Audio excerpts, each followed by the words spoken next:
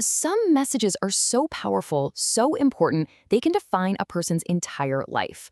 For the prophet Jeremiah, that message was all wrapped up in a single sermon. A sermon so pivotal and so dangerous, it almost cost him everything.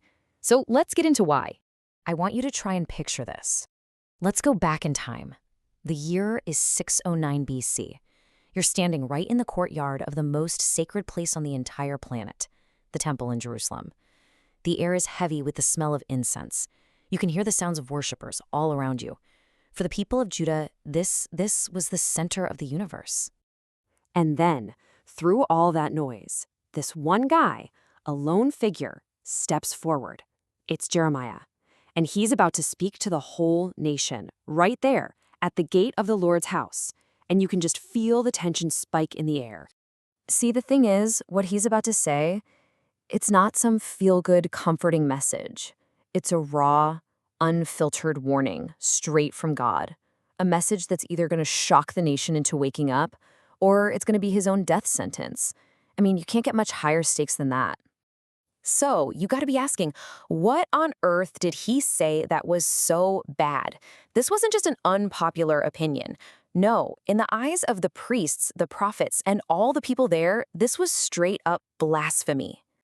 He just drops this bomb of a question on them. Now, think about that phrase, a den of robbers. A den of robbers isn't where criminals do their crimes. It's the hideout they run to afterwards to feel safe. So Jeremiah is accusing them of treating God's holy temple like a spiritual hideout, a place they can go to feel clean after a week of sin and injustice, just so they can go right back out and do it all over again. And if that wasn't enough, this leads to the absolute bombshell of the sermon. Jeremiah declares that God himself is getting ready to destroy his own house. To everyone listening, this was just unthinkable. It would be like saying the sun wasn't going to rise tomorrow. To them, this wasn't just a false prophecy. No, this was a direct attack on God himself. And for that, he deserved to die. Period. Okay, so to really get why they had such a violent reaction, we have to get inside their heads. They weren't just being difficult. They had this deeply, deeply held belief system that told them Jerusalem was absolutely 100% invincible. All right, so their confidence, it was basically built on 3 giant pillars. First, the temple. This wasn't just a fancy building, it was God's literal house on earth. Second, their holy books, the Psalms of Zion, were just packed with promises from God that they were totally safe. And third, they had recent, undeniable proof from their own history. And you can really feel the power of this belief when you look at their scriptures. Just listen to the words from Psalm 46. They're basically saying, hey, even if the entire world literally falls apart, if mountains crumble into the sea, we're good. Jerusalem is safe. Why? Because God is here. And look, this wasn't some new idea. This belief had been building for centuries. It started with God walking in the Garden of Eden, then dwelling in a mobile tent, the tabernacle, in the wilderness. It all led up to this, a permanent temple in Jerusalem. And just about 100 years before Jeremiah, in 701 BC, God had miraculously saved the city from the unstoppable Assyrian army. I mean, talk about confirmation. This was the ultimate proof that everything they believed was true.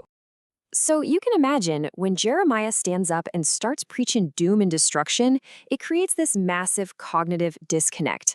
His message just flew in the face of everything they'd been taught, everything they sang about, and everything they'd seen with their own eyes. From where they were standing, Jeremiah was the one who was dead wrong. So the big question is, how do you even start to argue against a belief that strong?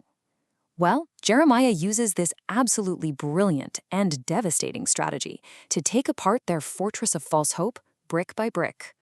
Here's his genius move. He uses their own history against them. See, the people kept pointing back to their favorite story, the time God saved Jerusalem from Assyria. So Jeremiah counters with a history lesson they had all conveniently decided to forget. Shiloh. Shiloh was the original holy place, the sanctuary where God's presence lived long before the temple in Jerusalem even existed. And what happened to it? God let it be completely destroyed because of the people's sin. You can actually break his whole sermon down into this really smart 4-step strategy. First, he starts with real hope. He says, amend your ways and you can stay. It's a genuine offer. Second, he reminds them of their side of the deal by listing the 10 commandments they're all breaking. Third, he actually quotes their own empty chant back at them, the temple of the Lord, the temple of the Lord, to show them how meaningless it's become. And finally, he drops the historical hammer, the story of Shiloh, proving God's presence isn't some unconditional blank check. And then, man, he brings it all home with this knockout punch of a rhetorical question. He's basically holding up a mirror and forcing them to see how ridiculous their logic is. Are you really going to steal, murder, and cheat all week long, and then walk into my house and have the nerve to say we're safe? When you put it like that, the answer is just so painfully obvious. But here's the tragic part. Despite the airtight logic, despite the passionate warning, they just wouldn't listen. And that refusal, well, it pushed them right past a point of no return. And what happens next is just chilling. God speaks directly to Jeremiah and tells him this. He says to stop praying for the people. Stop trying to intervene. It's too late. Their stubborn refusal to listen had slammed the door on any chance of mercy. The judgment was locked in. So where did they go so wrong? What was the fatal flaw in their thinking? It was this. They treated their covenant with God like a one-way street.